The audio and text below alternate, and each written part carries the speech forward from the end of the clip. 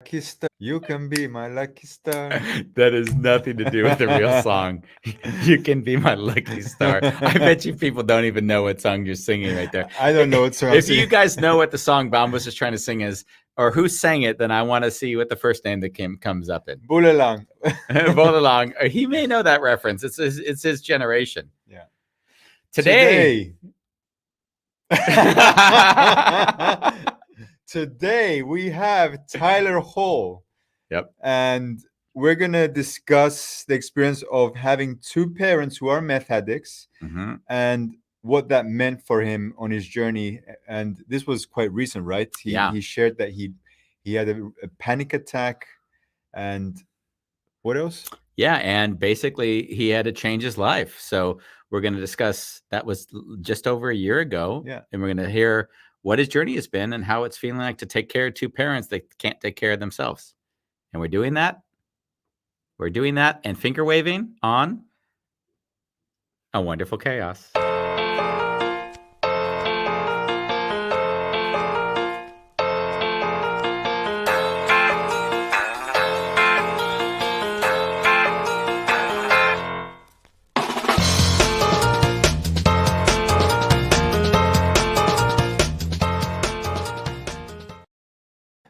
Do you know what?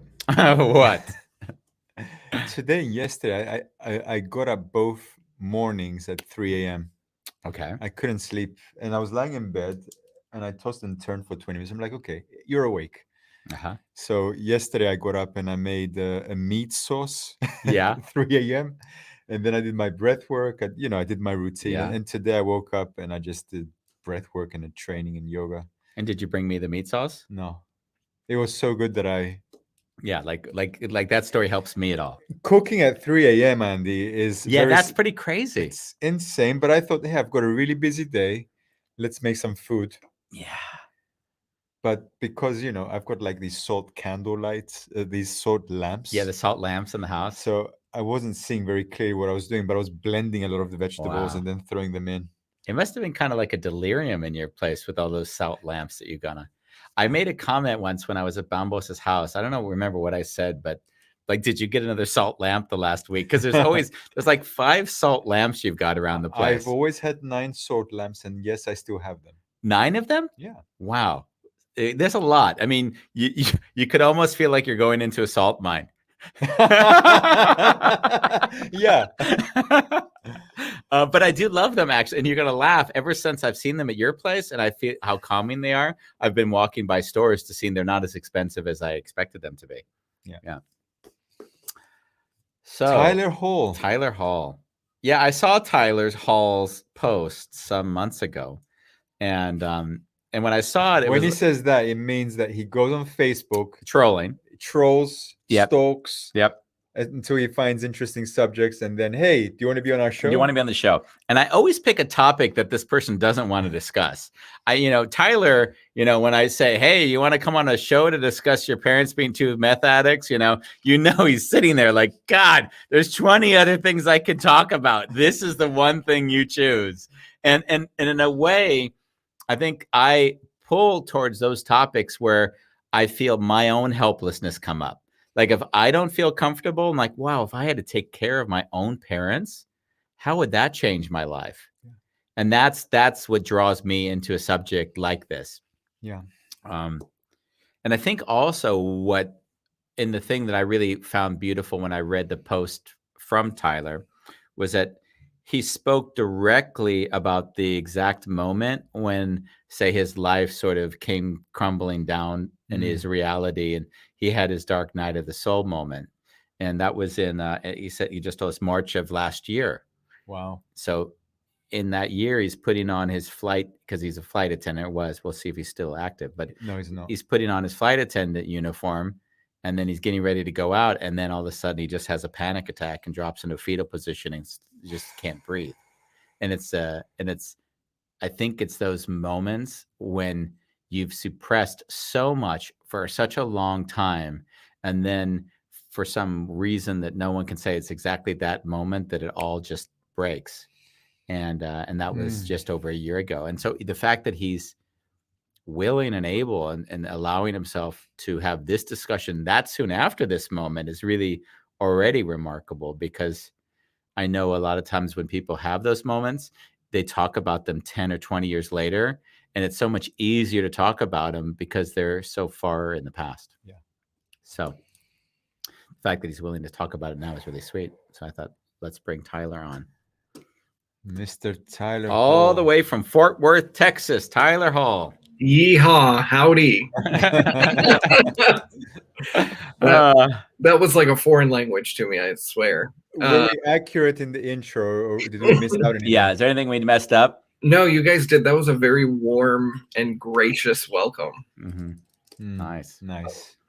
Thanks for being with us. Yes, well, thank you for having me. As you were welcoming me in, I was thinking back to March of last year and that moment, and you actually said it. I've not actually been able to really articulate what happened that day, but you said it perfectly with like, it was just like a shitstorm of everything hitting me all at once, causing me to just kind of crumble in that moment. And it was like, I actually I didn't connect the two dots until you just gave that introduction. So thank you. Yeah, I think when I look at anyone's life, it's like it's being held together often with like glue and shoestring. That's like, and then all of a sudden there's just one more thing. And if that one thing then happens, then the whole charade is over. You know? Yeah. Yeah, that's definitely kind of how it felt in that moment, because when I was a flight attendant, I was still on reserve, which means that they can call you at any time of the day and ask you to come to work. And, like you're balancing that hectic schedule with everything that's happening in your life. And you're like, it's just like, it was that one phone call that just like, it was a grenade that just set off like my whole world. And I remember I was like putting on my uniform, and it felt as if I was like in one of those straight jackets. Like I couldn't breathe. I was buttoning up the shirt. I was putting on the tie. I was, and I was like, I can't breathe. And what is going on? And I mean, it was just, it was like a bomb just exploded in my life. And I realized I was like, okay, this is way more than just, I don't like this job. There was a lot that was happening in my world. And I mean, there's still a lot that's happening in our world. But it was like, it was that moment of like realization of like, okay, I have to become aware of this and not just suppress. Cause I think as humans, that's what we do, is we suppress a lot of things and we push it all down until we can't push it any farther down. And then it all erupts. And that's why we get angry. That's why we go off on people. It's just little bombs that we're always setting off. Wonderful. Like when I hear you speak, it doesn't surprise me that you're a coach, because you kind of hit some points which are that you've gone through it, so you can actually support people on that journey. Can you speak a little bit, Tyler, about some of the things that were difficult for you to deal with back then and came up in that moment? Well, yeah, I mean, like as the title said, I was dealing with having the realization that two people that I've loved and known for my entire life were complete strangers to me. Like when we found, so this whole journey of like figuring out that my parents were meth addicts and were struggling with addictions. They've always struggled with addictions. They've always had, whether it be alcohol, cigarettes, weed. It just progressively got worse and worse and worse. And then I guess somewhere down the line, they were like, hey, let's try meth. That'll be fun.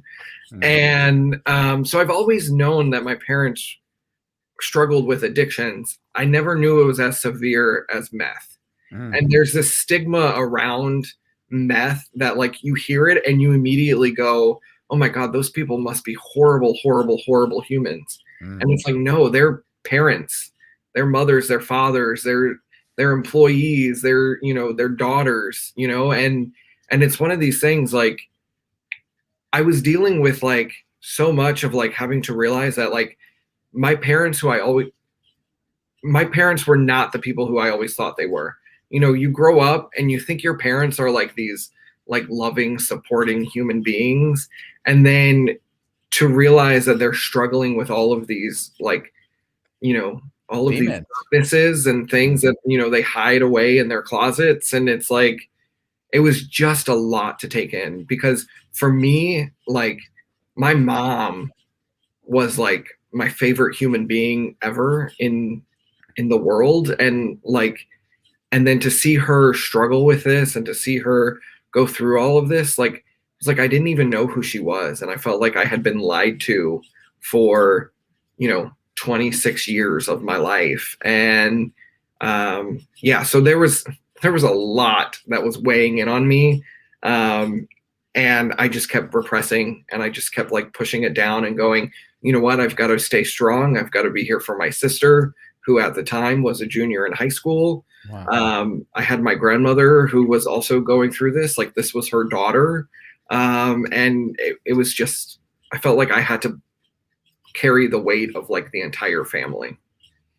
Yeah, you became a pseudo adult in this dynamic. Yeah, you know, that was a big thing too, was like my parents left, like when all of this came out, like they took off, they ran from, you know, they ran and they moved back to Illinois, which is where my dad's side of the family lives. And they left my sister, who was a junior in high school. And all of it, like, and then all of a sudden it was like, okay, now I have to step in and make sure that my sister graduates high school, and that she has the resources to think about like her next steps and life and all of these things. And I mean, it was just so much. Like I'm before coming to Texas, I was living in Chicago. That's where I went to school.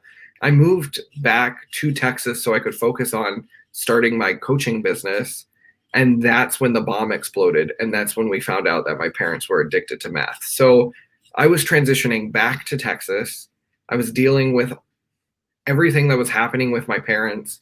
And then when they left, I now had to raise like a 17-year-old. And I was like, wait, I didn't sign up to be a dad. Yeah.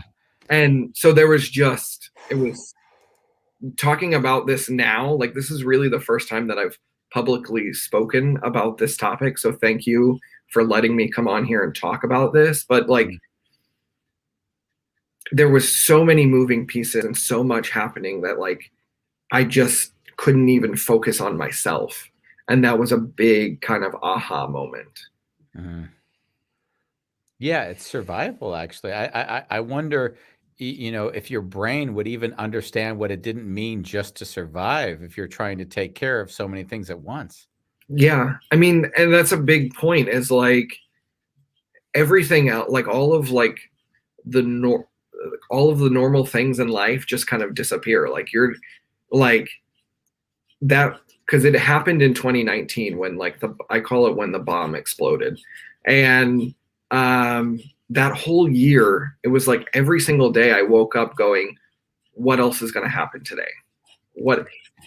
Because it was more than just finding out that my parents were drug addicts. It was finding out that my mom had stolen from my grandmother. Like there was so many layers to being a drug addict, that it's not just the drugs. And I think it doesn't just affect the person who's the addict, but it also affects every single person within their realm, within their world. I mean, it's completely destroyed our entire family makeup. How is that? It's like when my parents were living with my grandma, when all of this was happening, and they were in her house, and when this all came out, like my dad took off, then my mom followed him, and you know, we found out that some terrible things happened between my mom and my grandma in terms of like financial chaos there. And I mean, so it just drew a wedge between my mom and my grandma. I mean, when my parents went to Illinois, they relied on like my dad's sister and my uncle for a lot of things up there, and like they drove them crazy, and then it like tore like my cousins used to love my dad. Like they loved when we would come visit because like my dad was coming into town. Like he was the fun uncle, and now they're just like I don't want anything to do with him. And so like to see like an entire family just explode within the course of like a year, it's jarring to say the least.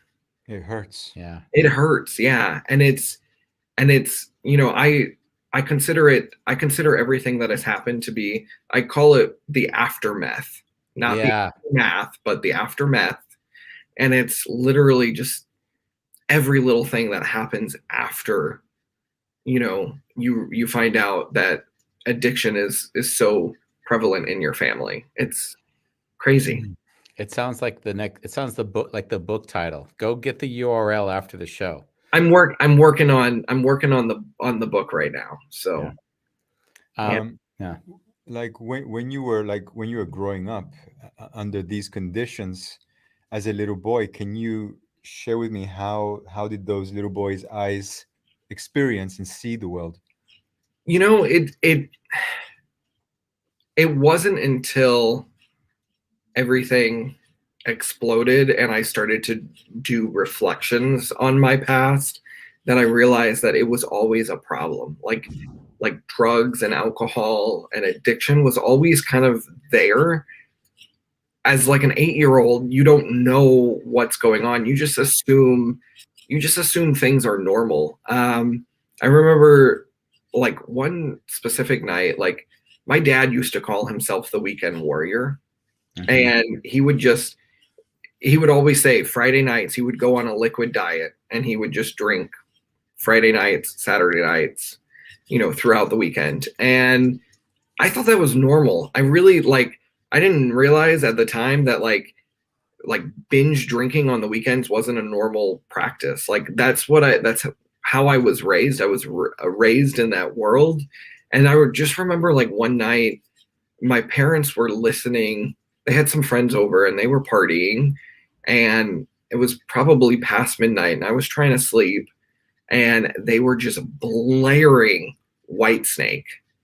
Like, I mean, it was so loud in our house. The music was so loud. I just remember like going out and asking my mom to like turn it down, and she like laughed at me and she goes, "We're just having a good time," and then turned it up even louder. Oh wow. And I remember like going back to my room and just crying because like the room was vibrating from the sound of the music and they were hooping and hollering, and I thought that was normal. You know, you don't realize how unnormal your childhood is until you talk to other people. And like when I started to talk to my friends and be like, yeah, my parents, you know, drank all the time and were loud and screamed at each other, and like, you know, because when they would drink, they would get angry with each other and then they would fight. And, you know, I remember one time my dad broke a dresser because he was just so angry. And I was like, I thought that was normal. And that's like the real, I think, mind fuck of it all is that you go through your entire life thinking everything has been normal and this is just how the world works. And then you realize, oh no, this is not how the world is supposed to work. And like, this is not you know, not everybody is like this. I remember because my parents fight, like they don't just like have little arguments or like disagreements, like they scream at each other. And I remember talking to one of my mom's friends back when all of this was happening in 2019. And I said, yeah, but like you and your husband, you guys fight like this. And she goes, no, we don't.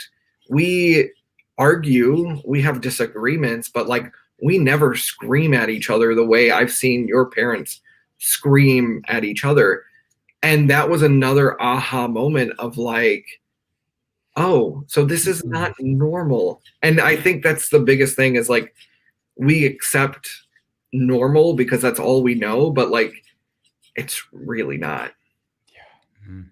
I mean, I had, let's just say I had a lot of, I used to use the word violent, but let's for the show, growing up, there was a lot of tension around me. I was being bullied. There was a lot of things happening, and I just wasn't able to communicate. Mm. Like, so growing up, I thought that was normal. And it really went up to a point where I thought violence was normal and shouting. And it was only until I met this guy in 2014. He's like, nah, that behavior is really not normal. You think it's normal, but it's not.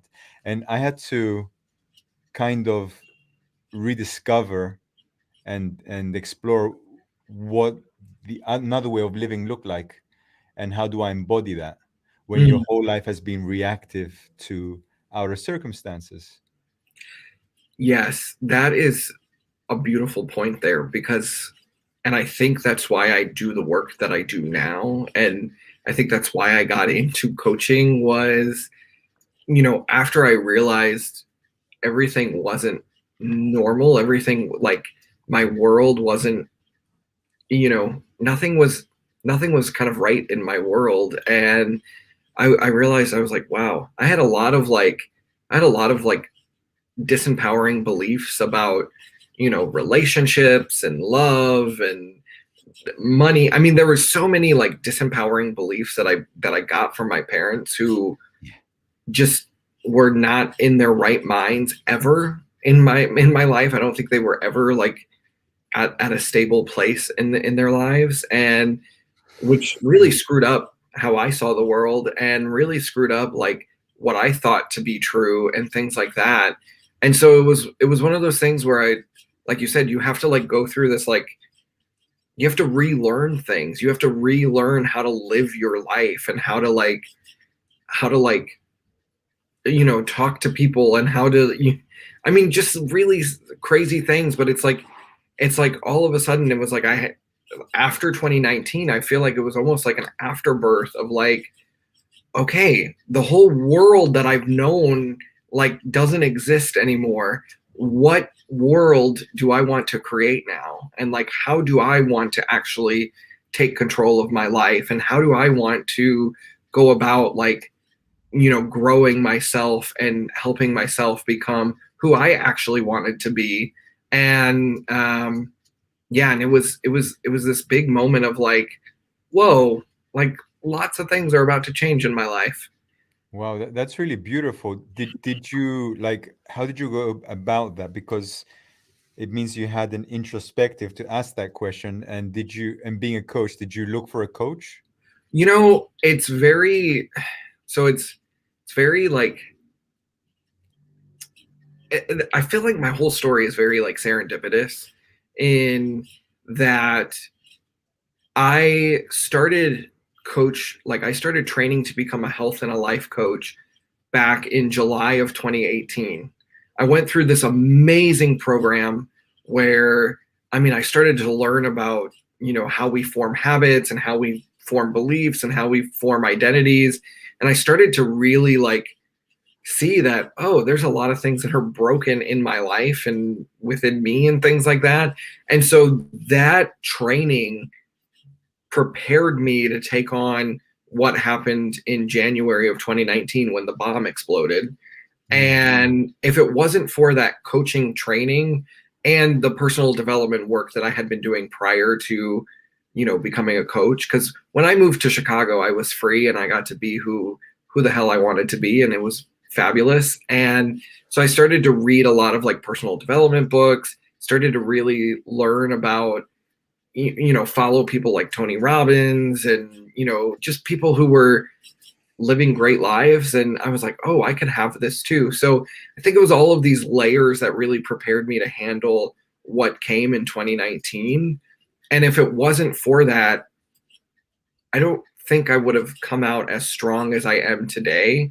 And this is why I have such a passion for like coaching and having somebody on your team to support you. Because when I was going through this, the one consistent in my life was my coaching family. So I was going through the training and I still had accountability partners. I had coaches that were coaching me and things like that. I had a community of like-minded people. So like it was really like the coaching was my saving grace. Like knowing that I had that community and that support there, I mean, it made all the difference. And it allowed me to really step up and own the situation versus letting the situation own me. Beautiful. Sounds like a very nice course. It was a beautiful course. And it was, you know, that was like the first level of coach training. And then in 2019, when all of this chaos was happening, I said, screw it, I'm going to run away. And that's why I became a flight attendant, was to literally run away. Like I got to get on a plane and just escape. It was pure escapism. And it was a way for me to like neglect any and all emotions that I was feeling. And prior to that big like mental breakdown that I had, like a few months before that, I was sitting in the Dallas-Fort Worth airport on standby. Like I was just sitting there waiting for crew scheduling to call me to work that day. And I was sitting there going, this is not the life that I want to live. You know, I moved back to Texas so I could pursue a coaching business. And it didn't happen because of the bomb that exploded, but like it was still not too late. And I remember just sitting there like in my work uniform going, this is not who I want to be. Like, I don't want to be dressed in a suit and a tie. Like I hate this. I hate how suffocating the uniform felt. I hate that I was at the mercy of other people and all of these kind of things. And I said, no, this is not the life that I'm going to live. And I remember just having that moment of clarity in the airport. And I called, the program that I went through was the Health Coach Institute. And they had the foundational program, which I went through. And then they had like the mastery program. And I remember just calling and getting on the phone with one of their clarity coaches and just saying, I need to sign up for this mastery program. Like now is the time. I need to get back to this community. I need to get back to my foundation. And I signed up. It was the easiest sale they've ever made. So thank you. You know, they can thank me for that. But like, I just knew I needed to get reconnected with the community. And that was like the first step to like my healing, was just getting back to a foundation that I knew was stable and secure. I'm amazed that you, I don't know this, but I'm projecting that you actually never took drugs or used alcohol in a way to suppress yourself, but you suppressed in another way. No. So I don't like drugs. Now that doesn't mean I've never tried them. I've smoked a lot of pot. I drank a lot of alcohol. But like I don't like it, and I don't like it even more now. I am so afraid that because how prevalent addiction is in my family, I'm afraid that I'm going to become addicted to one of those substances.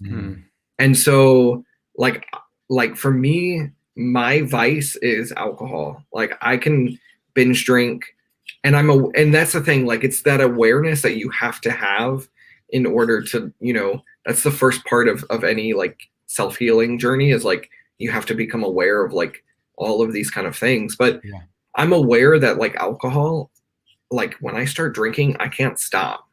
And I have that awareness. And there are nights where I go out and, you know, I have a binger night, but I feel miserable the next day. And I just know that for me, life is too beautiful to like rely on substances to influence the experience of living.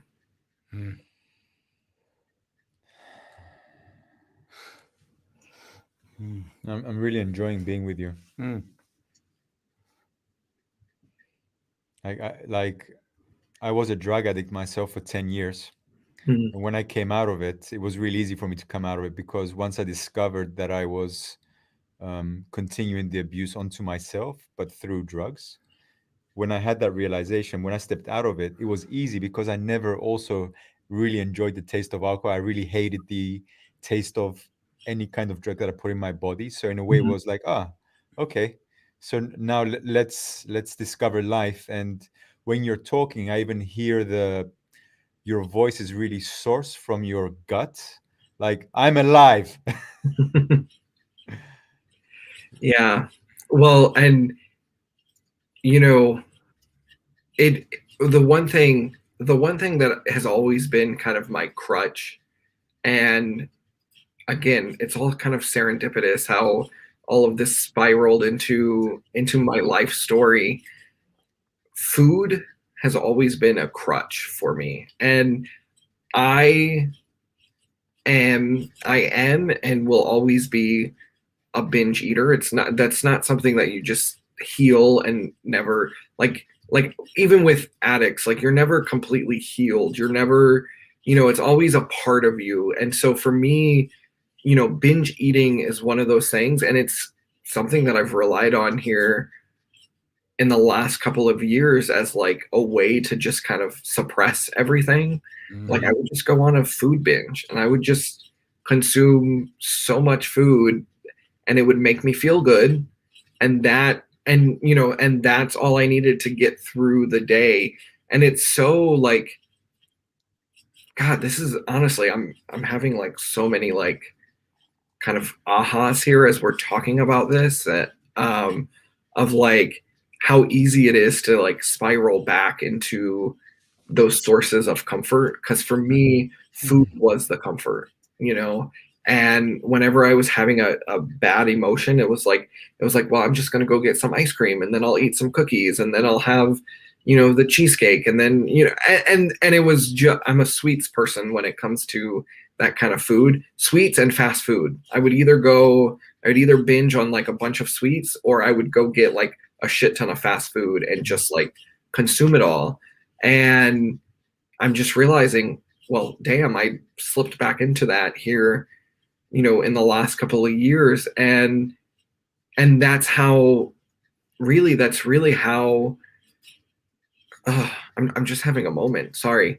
And that's how easy it is to just fall back into that space, and not having that awareness of like, oh, you're doing this, and why are you doing this, and what's causing this, and all of these questions that like I've learned as a coach to like stop and ask myself. It Without that support there, without that somebody there, walking side by side with you, like it's really easy to just spiral. Yeah. You'd be surprised, but I also resonate with the food part. Like for a very long time, whenever I had a struggle,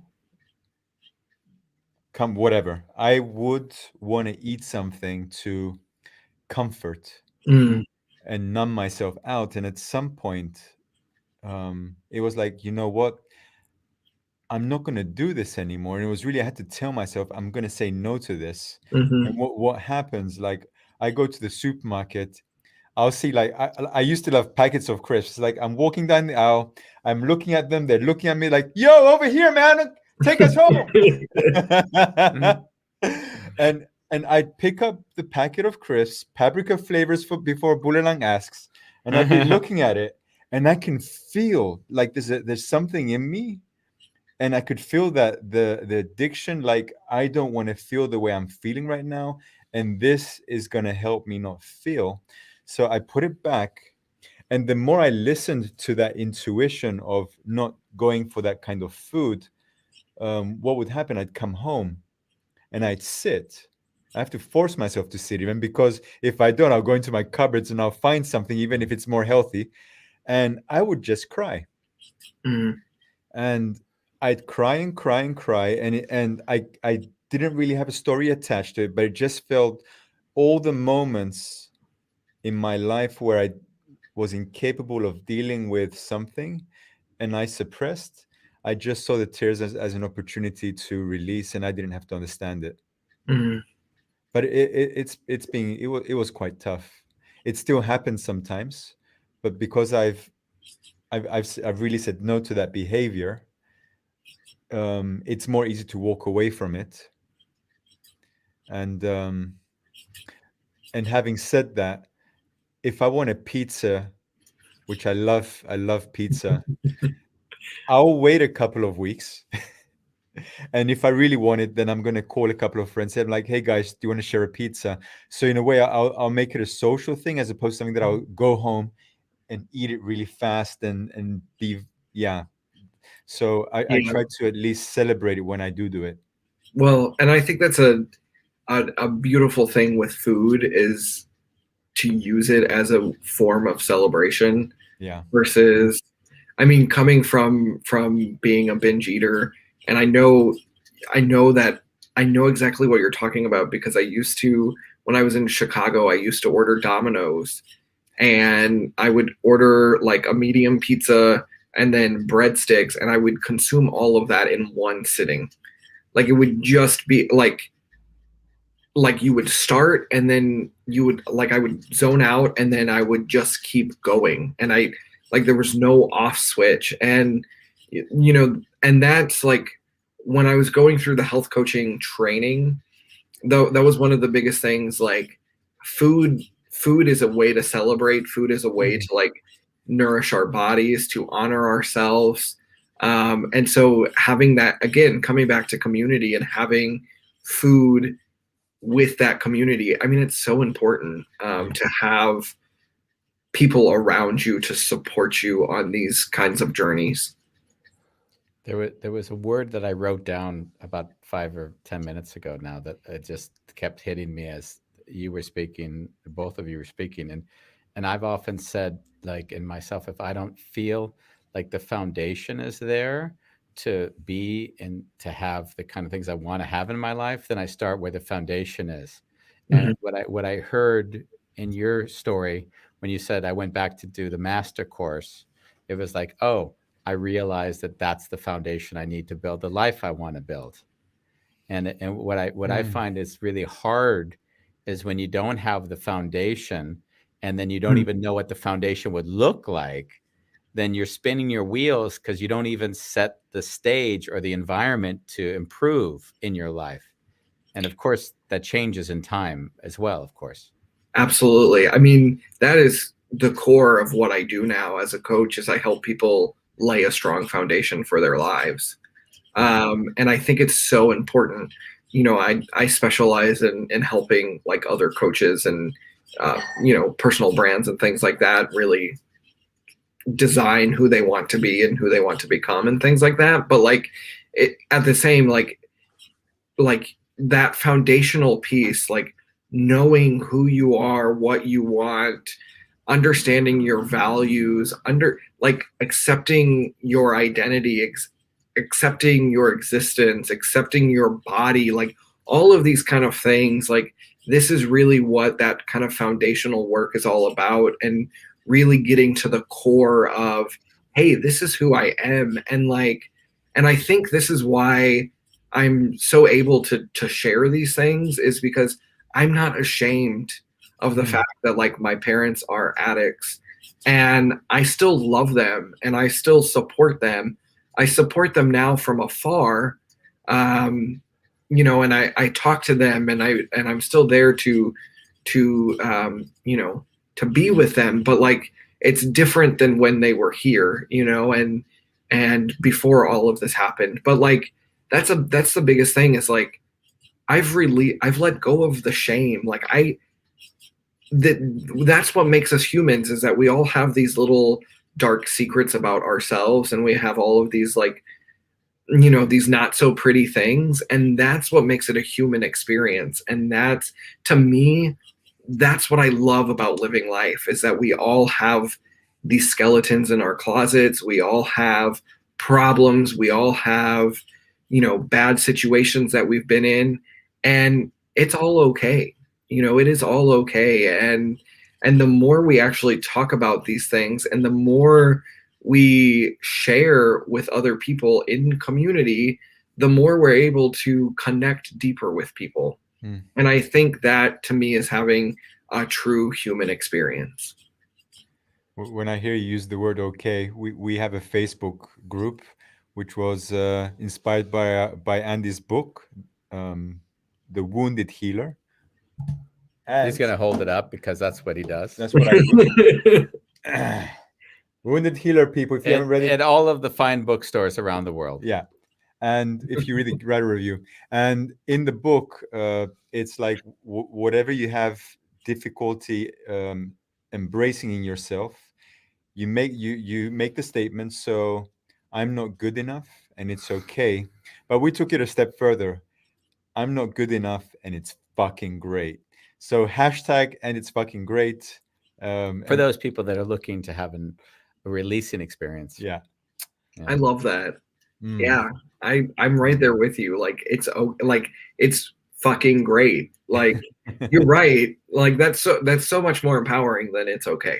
Yeah. It took me a while to get there, though. Yeah, I mean, it's okay. It's okay. It's like, no, it actually has to be. It's fucking because great. I'm still managing it. If it's okay, if it's okay, it's like I'm telling myself it was bad, but it's okay. And now you have to build up. You know, I couldn't have said my mom was killed by a drunk driver and it's fucking great. Like, you know, until it took me some time to like breathe through that one. You know? If someone would listen just to that point, yeah, you'll be judged. Exactly.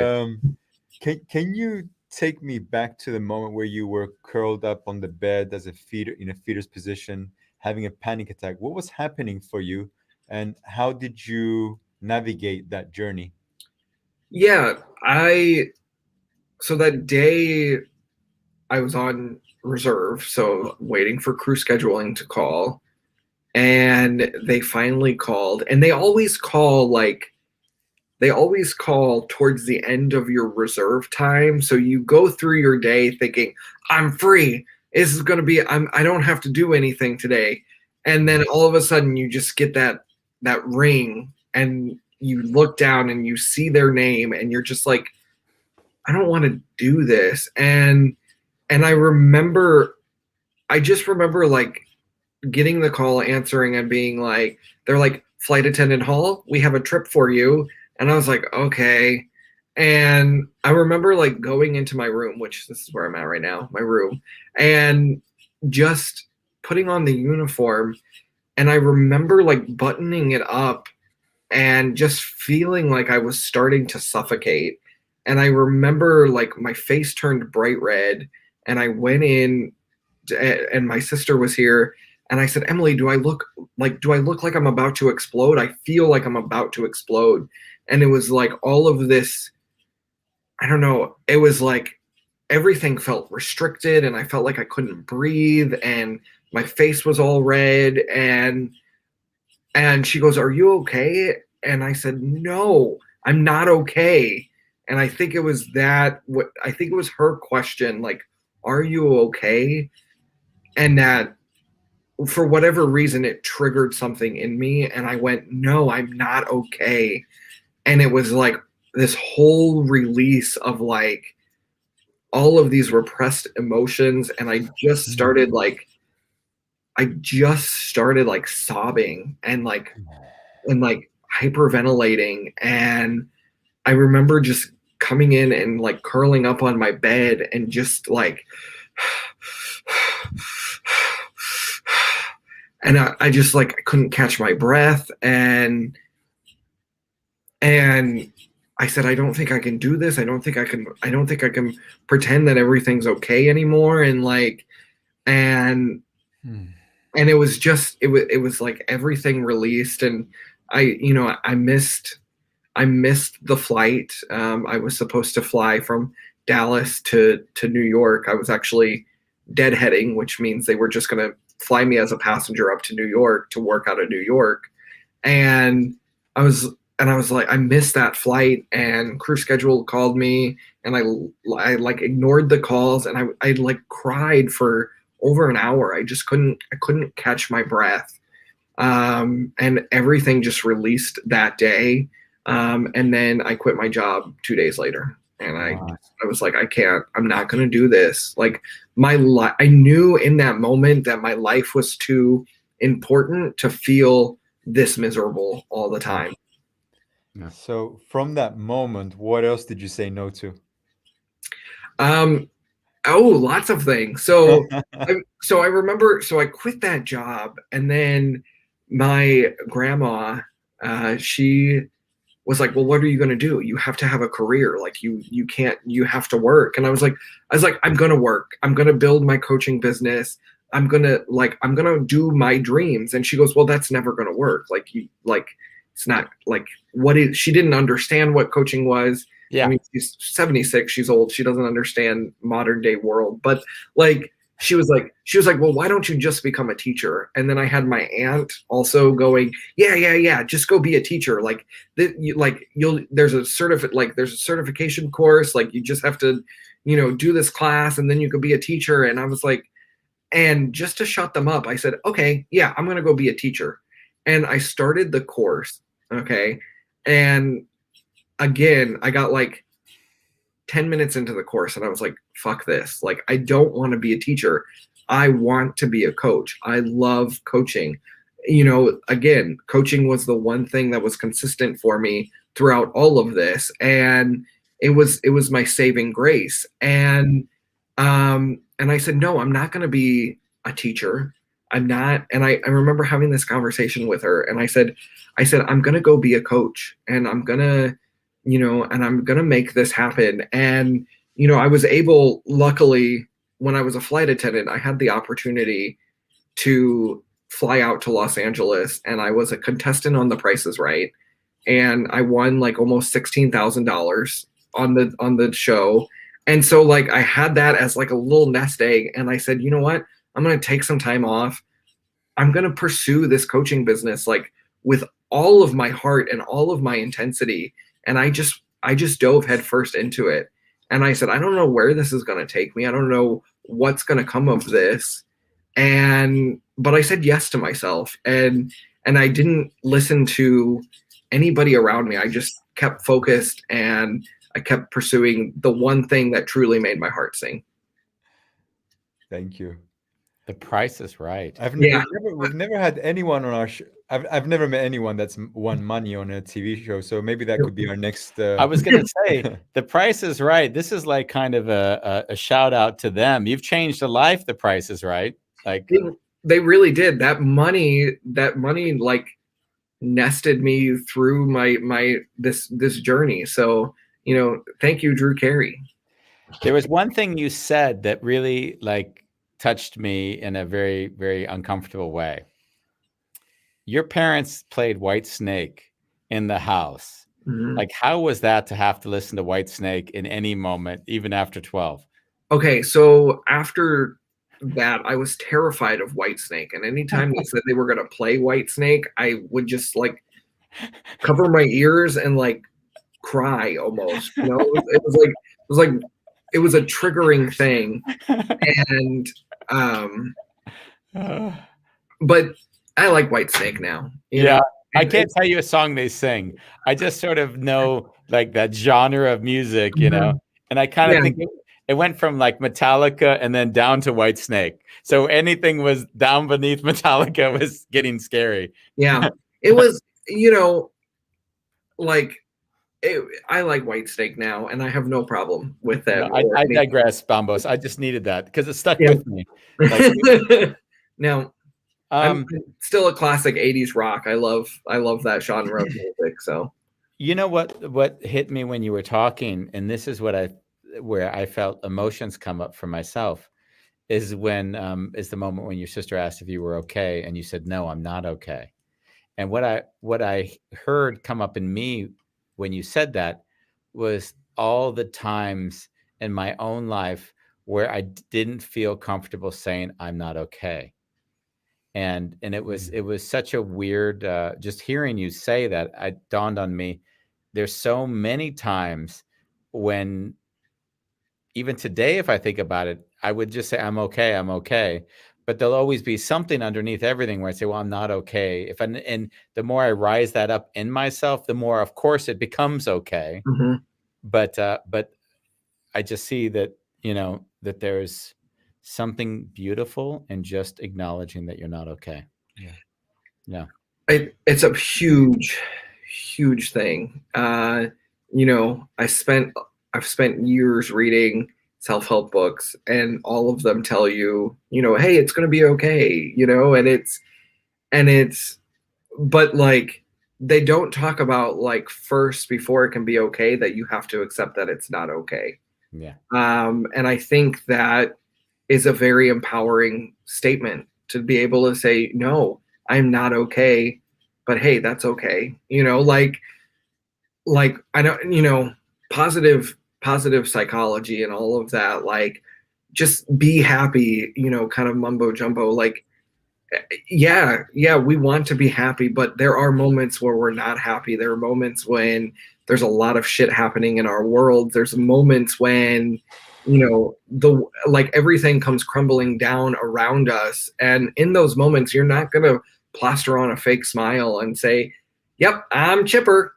You know, Yeah. you're gonna allow yourself to feel the emotions. And that was something that I wasn't allowing myself to do, because again, I was in survival mode, and I was taking care of my sister and making sure she graduated high school, and doing, you know, dealing with my parents, and, you know, little bombs dropping every other day kind of thing. Like, I was not, you know, there was no time to process the emotions.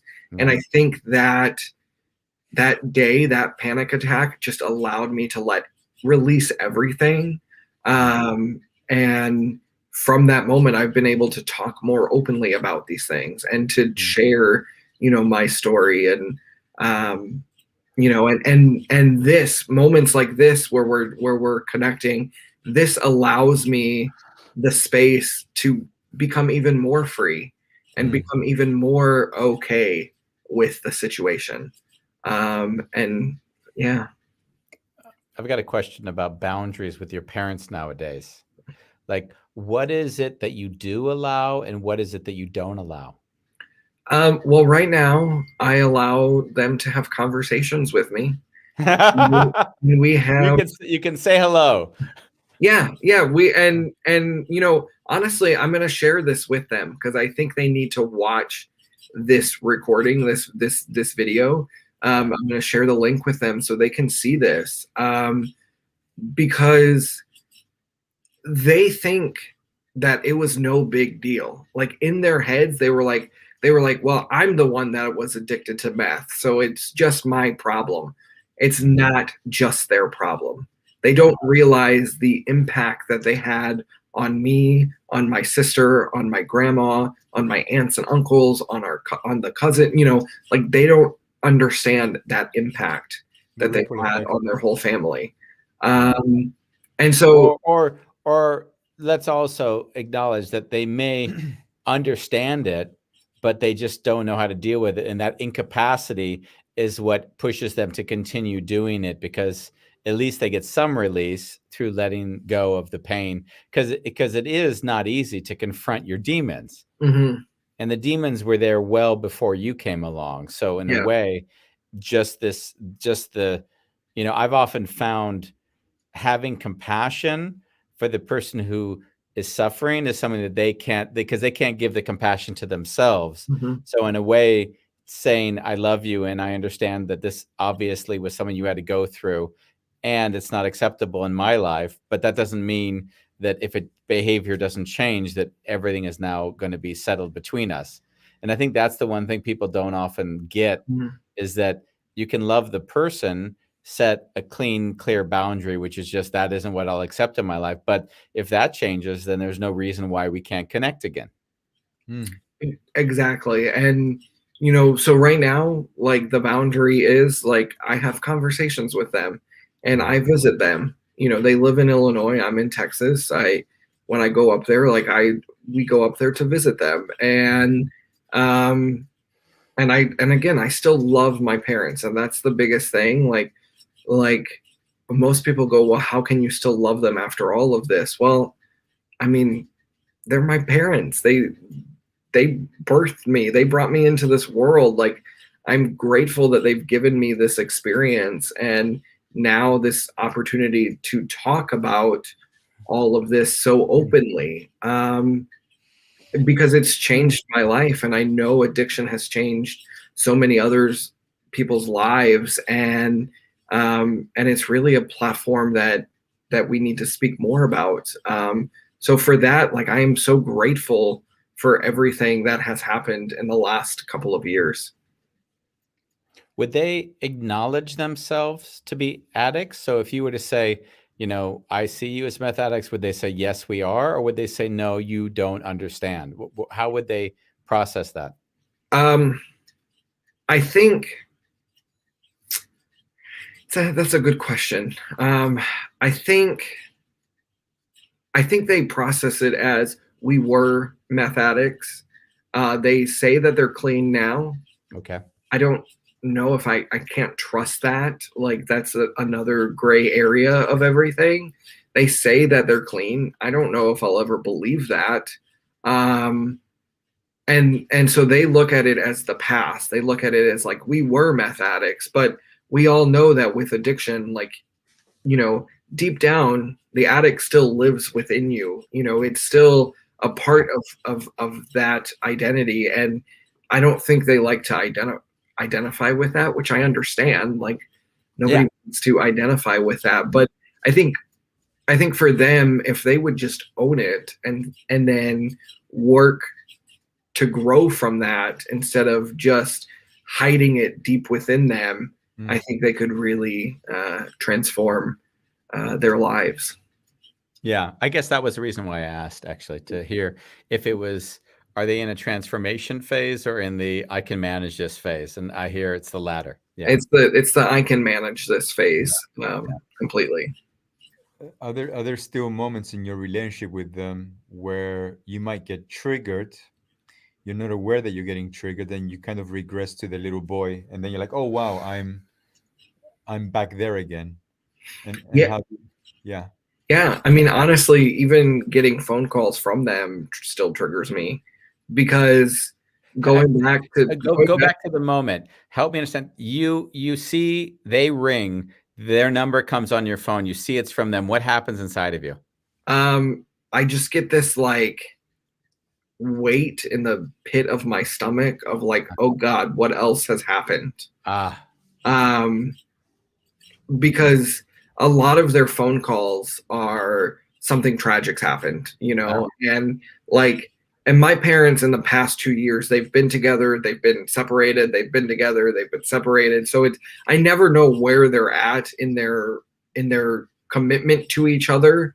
And so it's usually like I get a phone call from them and, it's something crazy, like, your dad's threatening to kill me. And, and then, I talk to my dad and he's like, well, no, she's just driving me up the, insane, and all of these kind of things. They're very toxic for each other. Yeah. And so every time I get the phone call, it's like, what the hell is happening now? And what do you do from like from a space, because you're coaching now, right? You've got a coach. Certainly you can't coach your parents, right? Because that's not your life, nor you're getting paid for those hours. So how do you like set a boundary where you stay safe and healthy and comfortable after the call and not get absorbed in that craziness? Well, a lot of times, like, when I answer the call, like, I'll put it on speakerphone and then I'll actually just do other work. So like, and I know it's probably not the healthiest thing to do, but like, it's hold on. What do you, no. Like, that's not that is the healthiest thing to do. Because anything more you let go in there will totally like absorb. Why would you let it occupy your brain? If I could, I would have trigger words like question asked. Okay, yes. And then let them continue. Sorry, continue. I just had to make sure you did not judge the one behavior. I'd say, God, that sounds really healthy. Yes. Yeah.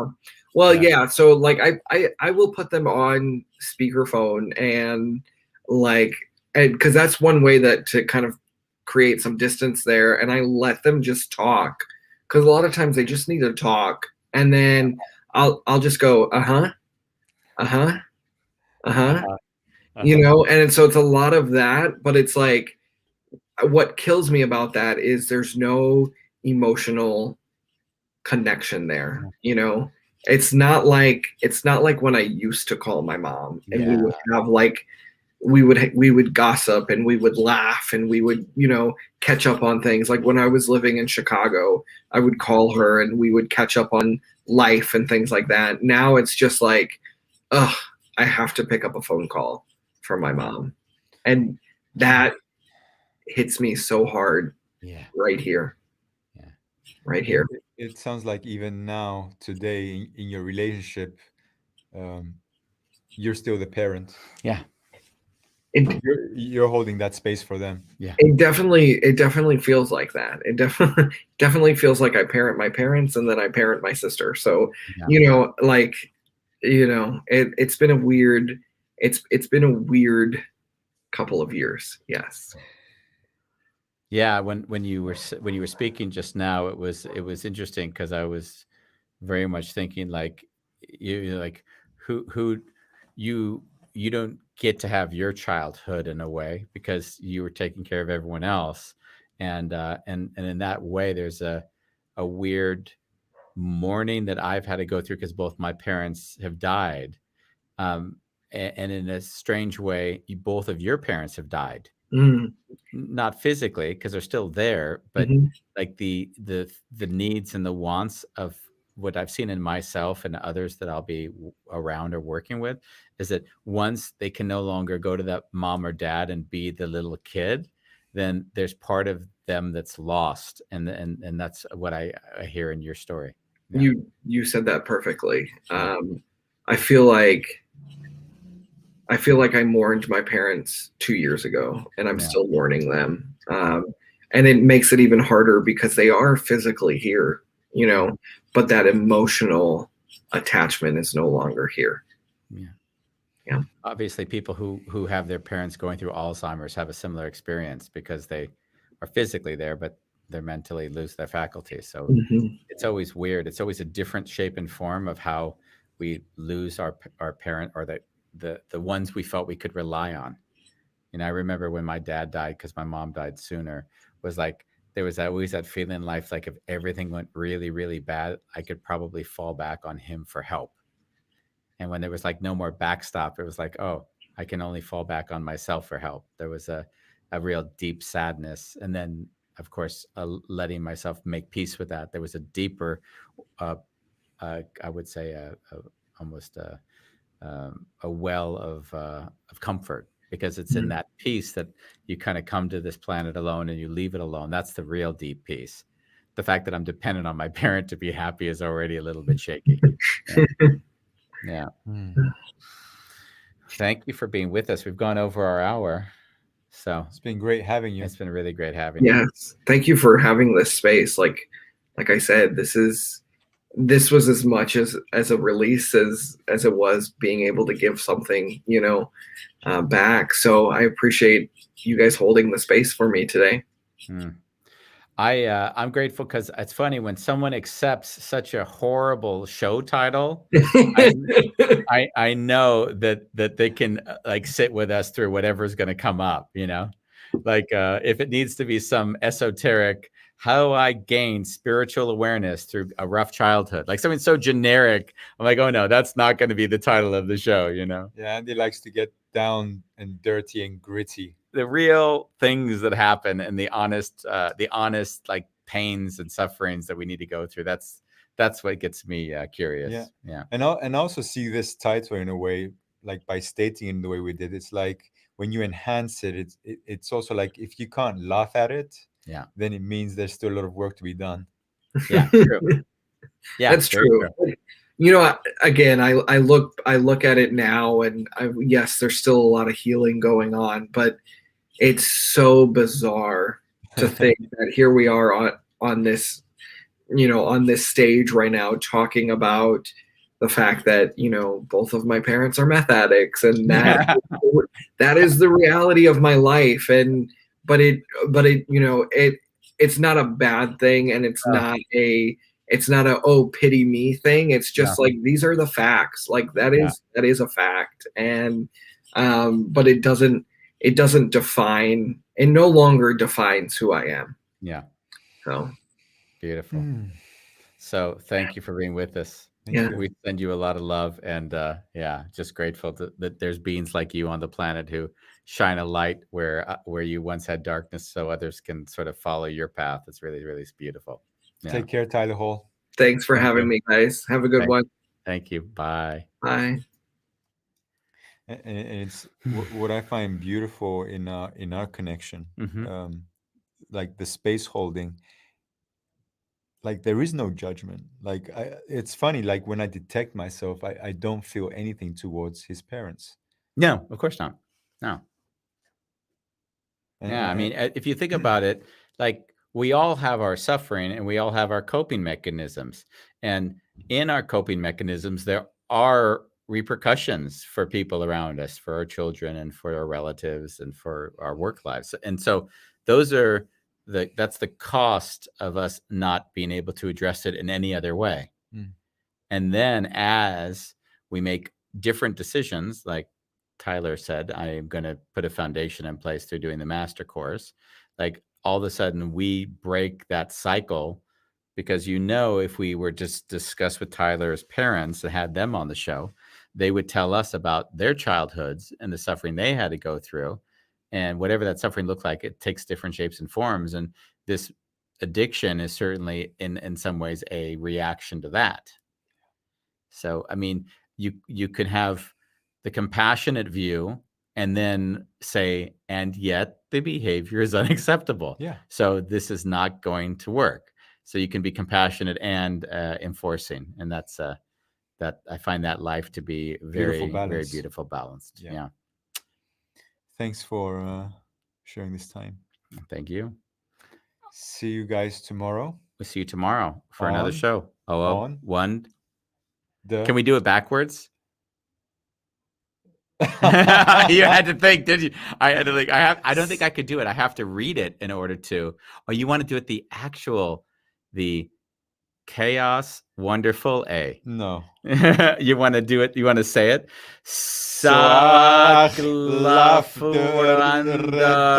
Wanda.